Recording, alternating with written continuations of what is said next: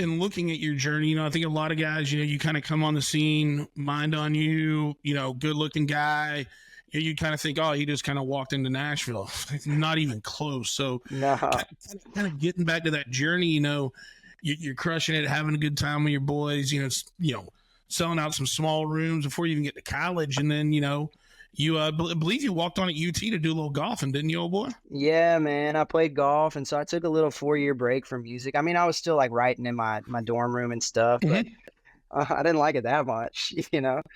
I like chasing tail and writing songs, man. And so it was you know, it was one of those things I kind of had to get to it in a roundabout way. And so I got a job and I started like making money, and then I would go rehearse. I would get done with work at, you know, 8 or 9 o'clock at night, and then I'd be at rehearsal at 10 p.m. and I'd be rehearsing until 1 o'clock in the morning with a band. And like, I wanted it. I wanted it bad, man. And so it's like, I never paid myself from any shows for the first 3 years. I was buying gear, buying trailers, you know, just everything that I did was going towards building this thing. And I look back at that guy now and I'm like, man, like, what the hell were you thinking that you had a chance of making this, right? Like, because we've Yeah. made it to the other side, but now I Yeah. know what the odds were, which are like Oh, yeah. less than 1 in a million. You know what I mean? And Yep. I just had this whatever like blind belief that it was going to happen. Um, and I just got knocked down time after time, right? So like, I did that. And then I got a record deal. Big Machine Records saw me. They flew down to Austin. They heard the buzz. They signed me to a record deal. I had that deal for a year. Didn't take off. I lost my record deal. And then we went and shopped. I got another record deal, and I ended up signing with Toby Keith for 5 years. And we chased it.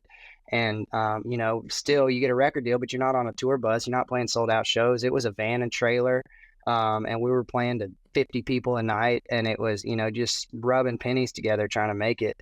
And so it was a really, really rough go, probably the first 7 years of being a signed artist, man. And meanwhile, I got married. Had some little babies at home. And yeah, I remember I'd idolized Eli Young Band coming out of Texas. Mm-hmm. They were like the guys to me because they were the first ones I'd seen make it from that Texas country to the national stage. And, you know, so many hits, even if it breaks your heart, got a little drunk last night, crazy Mm-hmm. girl, like, man, just. And so like, I love those guys, and they asked us to come out on tour with them and open for them. And I thought that was the coolest thing in the world. And this is probably 8 years ago. And I get up on the bus with Mike after the show, and he was like, hey man, he's like, it was a really good show. And he's like, and you're a really good singer. He's like, you got a lot going on. He's like, you just, you need somebody to take you in a back alley and beat the shit out of you. And I was like, what? And he was like, you need to live a little bit, man. He was like, you need to fall on your face. Like, he's like, you need to get your ass kicked. He's like, you need to make some big mistakes. Like, he's like, it's too clean right now. You need to have some stories to tell. And I remember I fucking hated him for saying that at the time, right? I was like, this guy is a dick, right?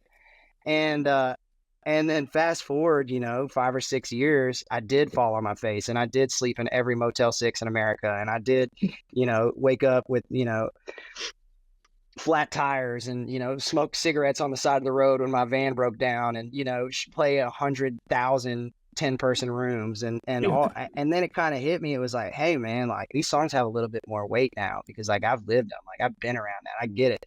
And now Mike and I are great friends, and we talk all the time. And he was so right at that, because it was like, it's like, you got to rub some dirt on it a little bit or people won't believe it, you know? And there's guys that move to town and get that golden ticket, like right out, that have, you know, never played a show before, and they blew up on TikTok, and they, you know, all of a sudden they're playing sold out shows every night. And everybody's got their different path. And you know what, if I would have gotten that path, I'd have taken it and been incredibly thankful for it too. But the way that it worked out for me, I'm actually really glad it did, because, you know, I'm forever grateful for, you know, the hours that I put in on the front end of it. And now that we are on a tour bus and we are playing these big shows and we do have hits on the radio, it's like, I'll never take that for granted, which is really cool.